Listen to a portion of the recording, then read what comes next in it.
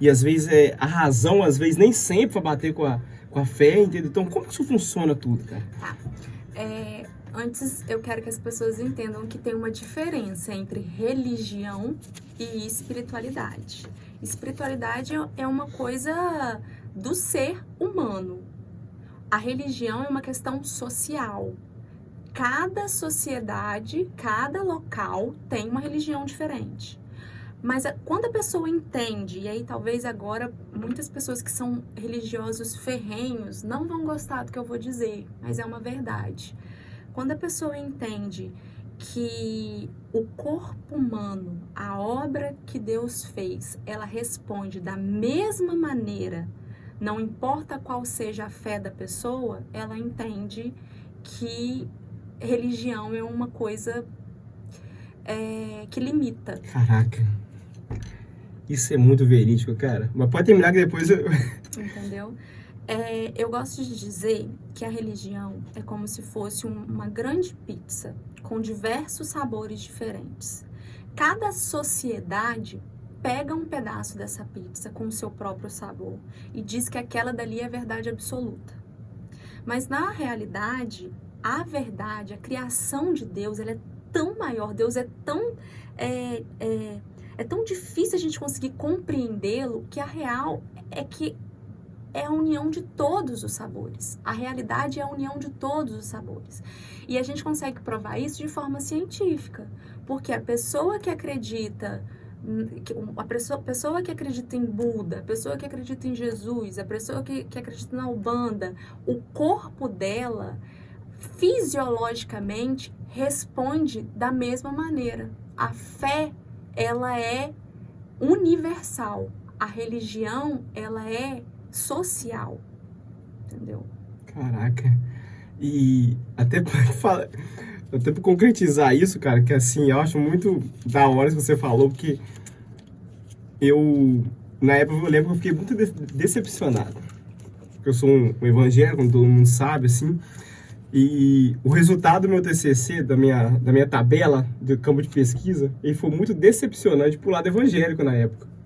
Porque quando eu entrevistei não sei quantas pessoas que estavam em tratamento de câncer, e os questionamentos que o meu professor orientador da Unig mandou, eu perguntava: você acredita na cura?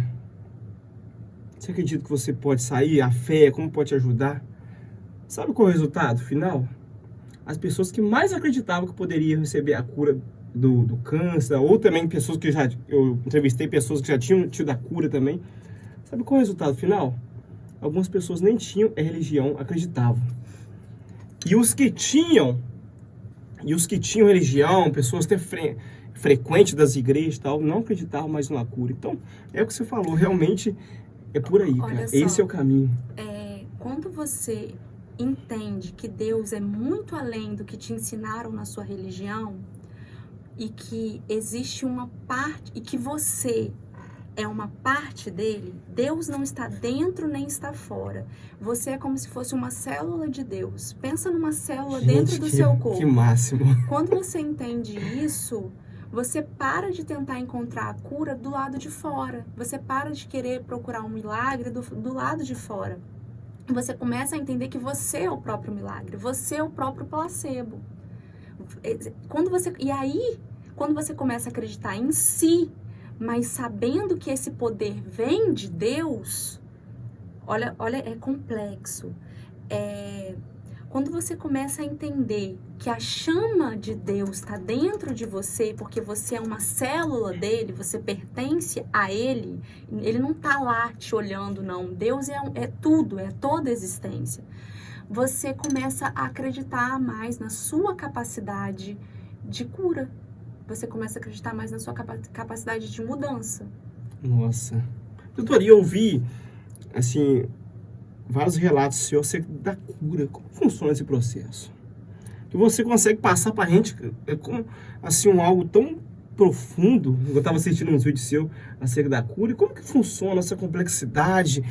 Como que isso existe, cara? Então, antes de qualquer coisa, eu preciso que as pessoas entendam. Mente, corpo e alma. Você nunca vai conseguir se curar de seja lá o que for só com a sua mente, sem tomar atitudes para te levar até onde você precisa, mudar seu estilo de vida, começar a fazer coisas que te tornam uma pessoa saudável. Assim como você nunca vai conseguir só agindo com uma mente fraca, com pensamentos destrutivos, com pensamentos que te adoecem e sem fé, sem acreditar nisso. E você nunca também vai conseguir só com a religião, só com uma fé religiosa. Você vai conseguir chegar nessa cura unindo os três, acreditando que é capaz, mudando a forma como você pensa e agindo, tomando atitudes. Não espera cair do céu, não cai. Se fosse para cair do céu, Deus não teria te dado um corpo para agir. Para que a gente tem? Por que a gente não é uma alma perdida e só energia solta? Por que existe um corpo para a gente agir, para a gente se tornar, para a gente se transformar e chegar ao local? E aí, por que eu estou fazendo toda essa explicação? Porque as pessoas têm que parar de acreditar que depois de 30 anos sendo de alguma forma, em um mês de mudança, elas vão conseguir chegar onde elas querem. É um processo. Se tem 30 anos que você tem um estilo de vida ruim que te adoece, um mês não vai ser suficiente para te trazer essa mudança. Então, você tem que perseverar, você tem que continuar. Tá conseguindo entender? Sim, com certeza. Porque as pessoas, elas se perdem na fé delas quando elas tentam um mês e não vê resultado. Não é assim. Tem que comparar. Quantos anos você faz o que faz?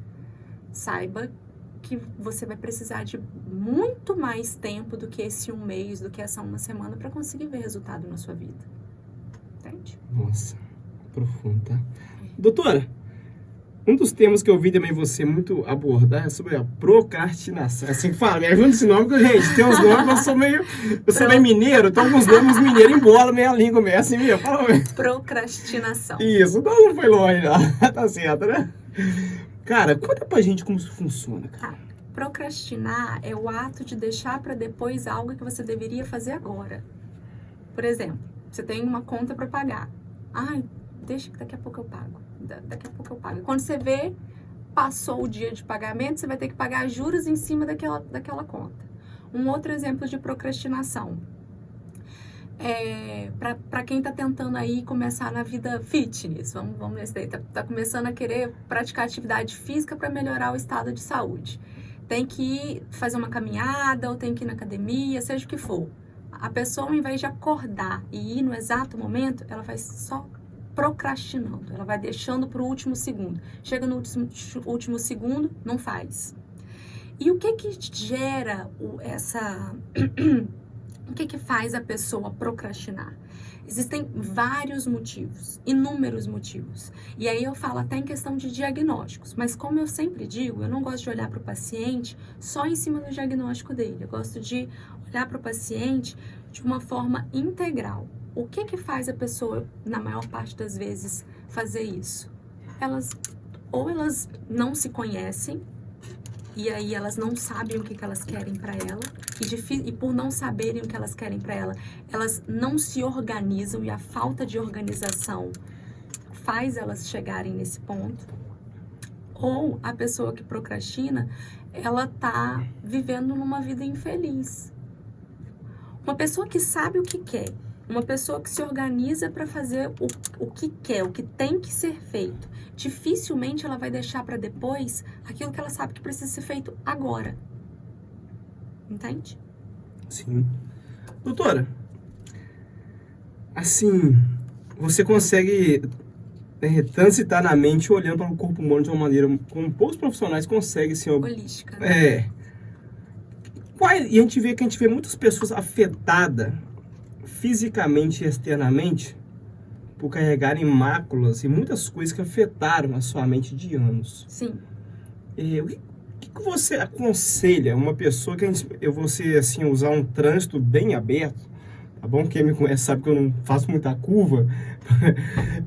Bem direto. Bem direto.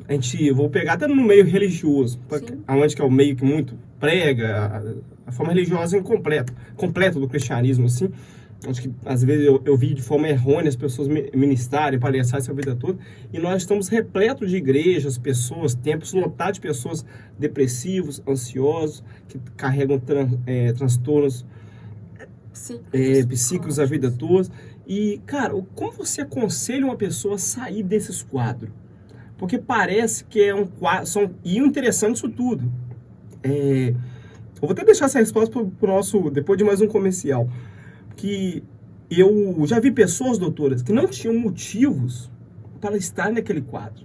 Tem uma pessoa, uma conhecida minha, mais de 4 anos atrás, 7 anos mais ou menos, eu fiz uma pergunta a ela, que eu olhei para ela, eu aquele dia criei, parece que o speed apresentador às vezes vai no Irlanda assim, em algum certo momento.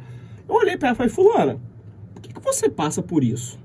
Porque você é uma pessoa bem casada, você tem um belo carro, você tem uma bela casa, a pessoa veio acabar de formar em Direito, na Unig, a pessoa tinha tudo na mão, cara. Ela falou assim, não sei. Então, assim, a gente vê pessoas que passam por esses transtornos a vida toda, doutor, e não conseguem reverter. E assim, como eu disse, que você é um profissional que eu acho que Itaperuna, vou até anotar aqui. Tem que colocar o olho em cima de você. Que você, através da profissional que você aí, eu tenho acompanhado, você é uma pessoa que, com as suas palavras, com os seus aconselhamentos, eu vejo que pode mudar a vida de muita pessoa. Amém. Você quer ouvir essa entrevista? A parte